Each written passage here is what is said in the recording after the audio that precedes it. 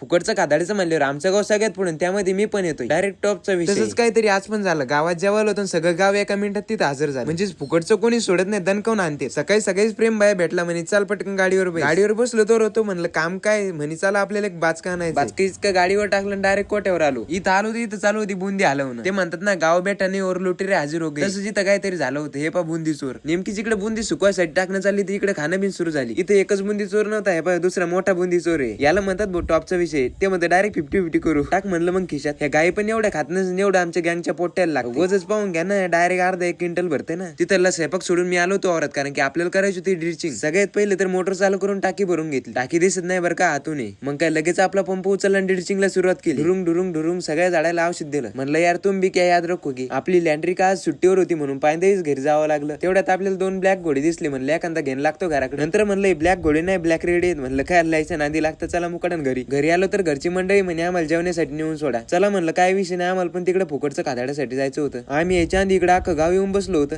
तेवढ्यात आपण पण एक वरणाची बकेट घेतली वाढायसाठी. आमच्या गावात अशी बारकाई वाडीकरी मंडळी, तुम्हाला जर लागत असेल तर आपल्या संग कॉन्टॅक्ट करा, फ्री मध्ये देऊन टाकू. पण त्यांच्यासोबत या दोघांची जोडी भेटणार, कारण पलीकडचा छोटा राखीस पान कसा खातोय. नंतर आम्ही पण जेवायला बसलो होतो, पण शेजारच्या ताटात बुंदी ना आमच्या ताटात बुंदीच नाही भेटली. जेवण झाल्याच्या नंतर बिटूडॉन म्हणतो माझ्या डोक्यात मुंगी आला, मला लवकर घरी घेऊन जाय. आम्हाला वाटलं मजा करायला, तरी पण आम्ही त्याला घरी घेऊन गेलो. पण घरी नेऊन काही फायदा झाला नाही, कारण की आम्हाला डायरेक्ट लोणारला यावं लागलं दवाखान्यात. गड्याला अचानक डोक्यात मुंग्यान ताप आली ना. मग काय डॉक्टरने चेकअप वगैरे केलं आणि आपल्या बिटूडॉनला गोळ्या सुद्धा दिल्या. आता गोळ्या घेतल्यानंतर बिटूडॉनला बरं वाटलं. आता आम्ही निघतो घराकडे. तोपर्यंत तुम्ही लाईक फॉलो करून टाका.